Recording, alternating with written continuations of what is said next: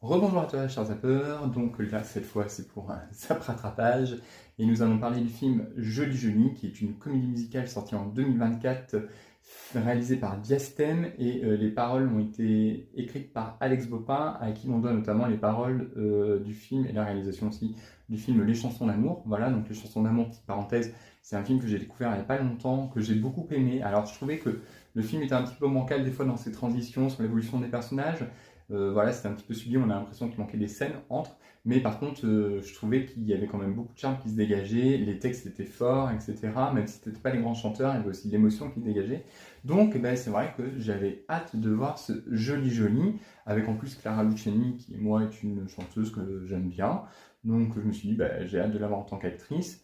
Et puis, il y a quand même un bon casting, hein. Il y a José Garcia, il y a Belmondo, le petit-fils, si je ne me trompe pas. Voilà, donc je me suis dit pourquoi pas. Donc on y suit Clara Luciani qui campe Léonore, qui est une star du cinéma, qui est un petit peu malheureuse a priori dans sa vie privée. On a d'un autre côté l'écrivain Sacha qui est campé par Vincent de Dienne, qui lui a écrit un roman qui a eu du succès mais qui a du mal du coup à retirer le truc, donc il est face au syndrome de la page blanche. Et en fait ces deux-là vont se rencontrer, il va y avoir plein de quiproquos parce que justement, Sacha, il a une femme de ménage qui est amoureuse de lui, etc. Donc il va y avoir plein de triangles amoureux, de relations qui vont se faire comme ça. Et on va suivre l'évolution de tout ça. Je trouve que le film, en termes de mise en scène, je m'attendais à quelque chose d'un petit peu magique, tu vois, qui t'emporte, parce qu'il y avait des flocons et tout ça, je me suis dit, ça va être super pour la période de Noël. Et en fait, je trouve qu'il n'y a rien au niveau de la mise en scène de très fou.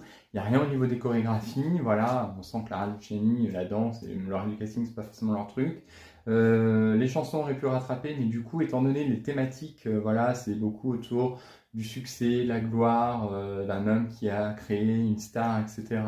Du syndrome aussi de la page blanche, etc.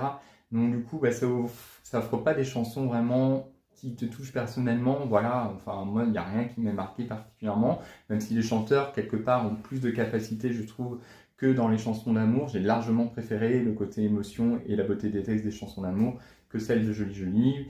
Le jeu d'acteurs, les acteurs sont pas mal, mais du coup, bah, l'histoire est pas top, donc ça apporte rien. Clara Luciani se débrouille pas trop mal en actrice, mais voilà, j'ai trouvé le film mauvais, long, je le re-regarderai pas, et je préfère regarder les chansons d'amour.